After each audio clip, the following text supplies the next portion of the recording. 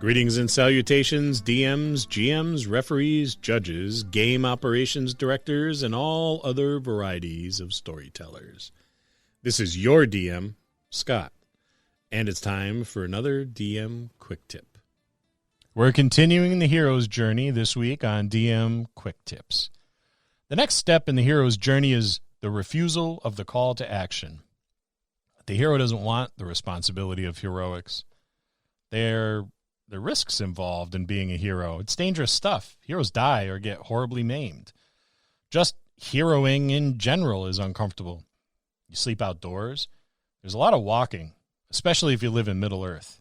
And people are trying to kill you. Why would anybody want to be a hero? It's easy to see why a normal person like you or I would refuse the call to heroics. Our normal mundane lives may be boring, but they're comfy. Luke Skywalker initially refused to join Obi-Wan Kenobi on his mission to rescue the princess. Maybe moisture farming didn't look so bad after all. There's not a lot of that blue milk in the hero bars. It was only when he returned to his farmhouse and found out that Uncle Owen and Aunt Beru were killed by stormtroopers and their home was burned to the ground did he agree to join Obi-Wan's quest. So if your players refuse the call to action, roll with it. It's part of the hero's journey, man. It's actually pretty cool if they do. Give them a reason. Bring their farmhouse down. Kill their aunt or uncle.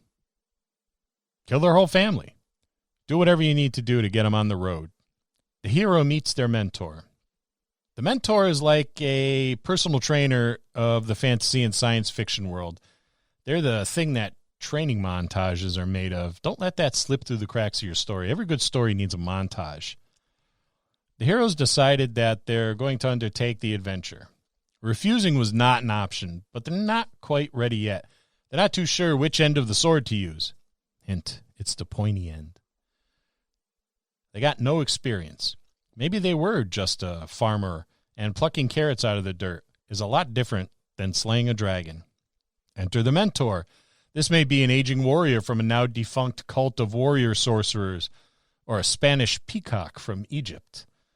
The role of the mentor is to prepare the hero for their journey. They provide the training or the knowledge necessary for the successful completion of whatever their journey is. Gandalf can be seen as a mentor in The Hobbit and in The Lord of the Rings. The role of the mentors is to get the hero to the next step of the journey. But be careful when you introduce the mentor as a person.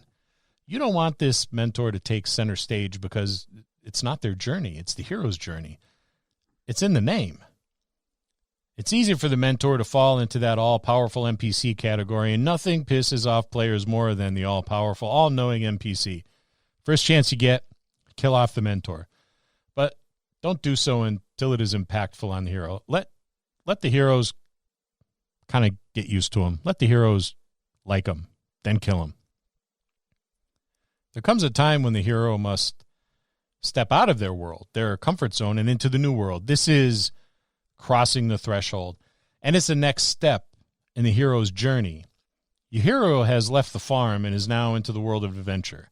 They are ready and committed to the journey that they are about to embark upon. The departure stage of the adventure is now over, and this is when the fun really kicks in. This is where the adventure lies. There's no turning back now.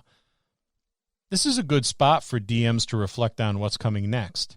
This part of your adventure, give some thought between your last game session and the next one.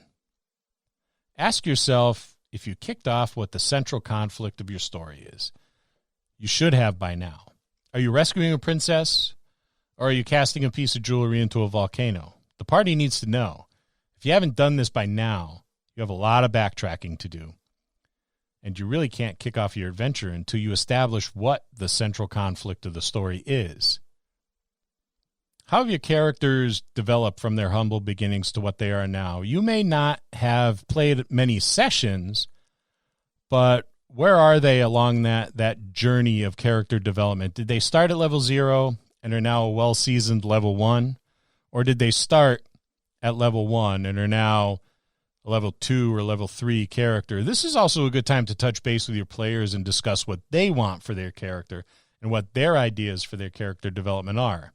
This way you can collaborate with them and deliver what they want. Remember, Dungeons & Dragons is a collaborative storytelling game. Don't just run your table. Play with your players. You're part of the game too. Have you established, and I mean really established, the theme of your adventure? Is it high fantasy a la Lord of the Rings, or is it more a Conan the Barbarian-themed adventure? Maybe it's bright and shiny, kind of like Legend was, or maybe it's dark and gritty. Make sure it's clear, and that you clearly establish that to your players. And once that is established, and it should be by now, stick with it. Your hero is now in that special world that is very different from their comfortable, mundane world that you're used to living in. Now they are in a world of high adventure. This world is going to be very different from the one that they're used to. There's a whole different set of norms and behaviors that are expected and rules that they're going to need to know. This is a very unfamiliar reality for them. They're going to be clumsy. They're going to have difficulty making their way through this world without the help of the mentor. This should be fun. This is when their hero gets their squad. Their boys, if you will. So how does this work at the D&D table? Well, it's pretty easy. Every character at the table is a hero, and every other character sitting at the table is their squad, their boys, their team.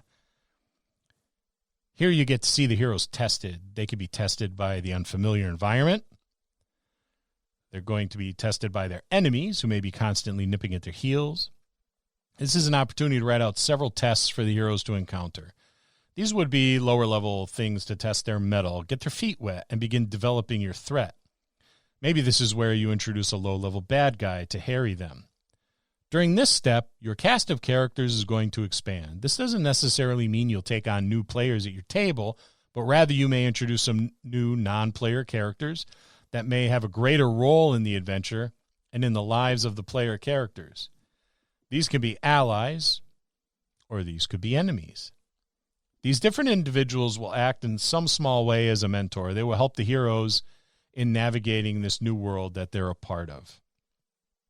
The journey has officially begun. There's no turning back now. Now, there are many ways in which you can tell a story, and this is just one way. See you next time in the dojo.